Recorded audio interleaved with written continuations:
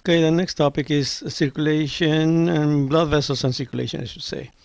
Okay, let's take a look at the general anatomy of the blood vessels. So you have in here blood vessels. This is artery. This is vein. Okay, and one characteristic of vein is, you see it has a usual shape, and arteries usually maintain the shape. That's because most of the time the arteries need to withstand pressure from the heart because they're usually the ones that are very close to the heart. So in order to withstand pressure, they need to have very thick walls compared to the veins that, usually if we compare same size artery and veins, they usually have a thinner wall but a larger lumen. Lumen is the space where the blood is. So this would be the lumen and this would be the lumen. So there are three main types of blood vessels: arteries, veins, and these tiny ones in here, which are the capillaries. So let's take a look at that. And in order to understand or to talk about the blood vessels, let's talk about this little detail, which is that there are three main types of blood vessels, we can say: large, medium, and small. So you have large arteries, medium arteries, small arteries. Large veins, medium veins, small veins. The smallest veins are usually called venules. The smallest blood vessels are called arterioles. They more or less maintain the same characteristics, right, as you can see here. But as you can see, the arteries are the ones that are going to transport the blood with a lot of oxygen. And this is where the arteries end. And here's where the veins start to return the blood to the heart. So then what are these set of blood vessels that you have in here that basically they don't have characteristics of arteries or veins? So those are going to be the capillaries. So if I'm going to make this smaller, right here you have capillaries. They are so tiny and they're so small that they don't have characteristics of this or this. They are just one layer of cells, one next to the other, that the only thing is they have enough space in order to carry one red blood cell in there. So they are basically the connection between the arteries and the veins. So you have arteries, 3 sizes, veins, 3 sizes, but that's it. Now what connects the arteries to the veins? Those are going to be the capillaries, and that's what we're going to be talking about in the next topics in this chapter. So let's scroll down and we can see in the veins, for example, one characteristic that they have is that they show valves. Arteries don't show valves. Another thing is the big arteries and big veins, they are so big and so thick that the amount of blood that is right here in the lumen is not enough in order to provide them blood with oxygen because they are very thick. So because of that, blood vessels are necessary within the blood vessels. So big arteries are going to have blood vessels within the blood vessels. And veins, large veins, will have blood vessels within the blood vessels. What for? In order to provide oxygen to the outer layers of the blood vessel, because again, the blood that you have in here will have, or the blood in here will have enough oxygen to provide blood to these cells and these cells in here, but it won't be enough in order to provide blood to these cells. So because of that, we have these blood vessels called vasa vasorum. As you can see here as well, vasa vasorum. Okay. In addition to that is we have 3 layers in the blood vessels.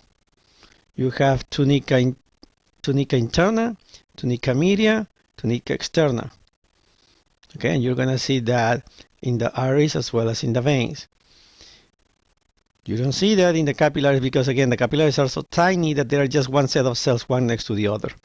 So let's scroll down, and as you can see here, we said we have tunica interna, tunica media, and tunica externa. And as we said, you have vasa vasorum in the blood, in the big blood vessels. Tunica media, again, most of the time is the thickest one, and for example, in the arteries, it's going to have a whole bunch of muscle. So let's take a look at the arteries.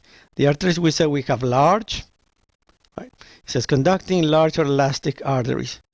Then we said medium distributing muscular arteries or small. So again, you can just say that you have large arteries, medium arteries, and small arteries. Right here small, right here medium, and large. And the only thing that they're going to do, obviously, they're going to branch out. The big arteries branch out, give you medium arteries. The medium arteries branch out and give you small arteries. And then the biggest artery that we have, obviously, is the one that comes out of the heart to provide blood to the whole entire body, which is going to be the aorta. After that, you're going to have branches, right? Obviously, they're going to give you medium arteries, and then you're going to have small arteries. So let's keep going. Meta-arterial. Sometimes the arterioles are going to branch out a little bit more, giving you meta-arterioles, and the meta-arterioles are the ones that are going to be in contact with the capillaries. But again, that's just a detail. The blood vessels are going to have some sense organs, which we already talked about it. They are going to be chemoreceptors, as you can see here, and the other ones are going to be baroreceptors. We already talked about when we were talking about the heart. So basically, this figure is going to show you the location of these chemo and baroreceptors. As you can see, they are located right here, right in the internal carotid, for example. We're going to see the names of these blood vessels later on. Okay, and then you have right here other chemoreceptors. So we said we have chemoreceptors and baroreceptors, and they are very important in order to provide information to the brain in order to adjust the blood flow to different organs according to the conditions that you're going to have in the blood. Obviously, increasing pressure, decreasing pressure, or increase in chemicals such as oxygen, carbon dioxide, as well as pH. Okay, so then we talk about the carotid sinuses. We said those are going to be baroreceptors, right? Then we have carotid bodies and aortic bodies. When you have bodies, usually those are going to be chemoreceptors. Okay, as you can see here, chemoreceptors. Okay, and again, we already explained this. They usually work by responding, chemoreceptors work by responding to changes in levels in carbon dioxide as well as in pH. Very important, obviously, also oxygen. The same thing happens with the aortic bodies. Okay, then the carotid sinuses, again, obviously, they are going to capture pressure. Therefore, when the blood pressure increases or decreases, the blood flow is going to be adjusted in order to maintain homeostasis. Okay, now we're going to talk about capillaries. Capillaries, again, is the connection between the arteries and the veins, basically. Capillaries are very important because, again, the end result of all this that we have been talking about, the blood, the heart, and the blood vessels, is for the heart to pump the blood and the blood vessels to carry or transport the blood to the organs. What for? At the end is just to provide them with oxygen and nutrients. So how is it that the blood is going to be able to provide these oxygen and nutrients to the cells? Well, the only way that's possible is because we have the capillaries. The capillaries are so tiny, so tiny and so thin that those are the only areas where the blood will be able to release the contents that it has, such as the oxygen and the nutrients, to go into the cells. And now the cells also are going to be able to release whatever it is that they have into the blood. The only way they're going to be able to achieve that, again, is through the capillaries. So for that reason, understanding that the capillaries are critical in the functioning of our body is very important, because those are the only areas where the exchange of nutrients and oxygen and waste and everything that needs to happen so that cells can survive happens at that level. Okay, so let's scroll down and let's see what type of capillaries we have. Before we do that, in here, as I was telling you, capillaries are just layers of, not layers, but cells, one next to the other. So you have one cell right here, you have another cell right here, and you have another cell right here. There's no layers, there's no nothing. Again, these are so thin, that's the last thing, that's the last type of blood vessel we have. So there's nothing thinner than this. This is it. And again, they are so thin and they're so small that only one red blood cell can actually go through it. And that's enough in order for them to release the content that they have. And these contents, for example, oxygen, can actually go through these cells, right? And reach cells that you have right here in your tissues. Okay? So what type of capillaries do we have? We have continuous capillaries, okay, fenestrated capillaries, and sinusoidal capillaries. If you look at continuous capillaries, usually continuous means without spaces. right? And these are the type of capillaries that you're going to find in most of your organs. For example, there's a whole bunch of them. Well, right here it says, you have it right here in the skeletal muscle, for example. So your body has a whole bunch of muscles, and then most of these muscles are going to be containing capillaries that are going to be continuous. And that's very important, again, because these blood vessels will allow the exchange of substances in between the tissue, in this case the muscle, and the blood. Okay, it's very important for you guys to remember this. Okay, very good. Now, in addition to muscles, for example, you also have these capillaries in the brain, for example, forming the blood-brain barrier, which is another very important area that we have in our brain, and we talk about blood-brain barrier in Anatomy 1. The other one is fenestrations.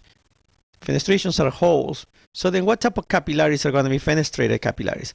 Well, capillaries that have holes in it. They have holes because this is where filtration is going to happen. You see, that's going to give you filtration pores. Filtration happens mainly, for example, in the kidney, right? We filter our blood in order to create urine. Okay, so filtration happens in all these areas where you need the passage of substances in a very fast fashion, let's put it that way, right? So then, because of that, you have filtration pores. Otherwise, you have fenestrated capillaries in your kidneys. And let me see right here, for example, you see absorption. Right here it says engaging rapid absorption of filtration, such as in your kidneys, endocrine glands, small intestine, because in there we absorb a lot of food, for example, right? Nutrients. So that's the type of capillaries that you have in there. Then you have this other type of capillaries, which are sinusoidal, discontinuous capillaries. What does discontinuous means? That it has a whole bunch of breaks or spaces in between the cells of these capillaries. And that's necessary because, for example, you have sinusoidal capillaries in your liver. You have sinusoidal capillaries in your bone, right? More specifically in the bone marrow. So if you really think about it, right? For example, a lot of things in your kidneys, for example, where you have your fenestrations, right? In there you filter the blood and you form urine and then you pee it out. Okay, but you don't pee red. What's the reason why you don't pee red? Because red blood cells don't get filtered. Why? Because even though you have holes, the fenestrations are small enough that don't allow the red blood cells that are big to go through it. Doesn't allow proteins to go through it. Doesn't allow red blood cells to go through it. Platelets can go through it. So there's a whole bunch of things, even though you have little holes in there, that will allow you with filtration. Well, but big things such as red blood cells, for example, will never go through it, unless obviously there's a disease or something like that, right? So then the other type of capillaries that you have is continuous capillaries, right? Which is the first one that we talk about right here. Continuous capillaries. Well, continuous, they don't even have holes. So that means that it makes it even worse in the situation that blood and red blood cells, proteins, they will never go through them because they don't even have holes. But if you really think about this one, sinusoidal and discontinuous capillaries, and you think about the bone marrow, what's the job of one of the jobs of the bone marrow? To produce red blood cells. Okay, once it produces red blood cells, how the red blood cells actually produced in the bone marrow get into the blood?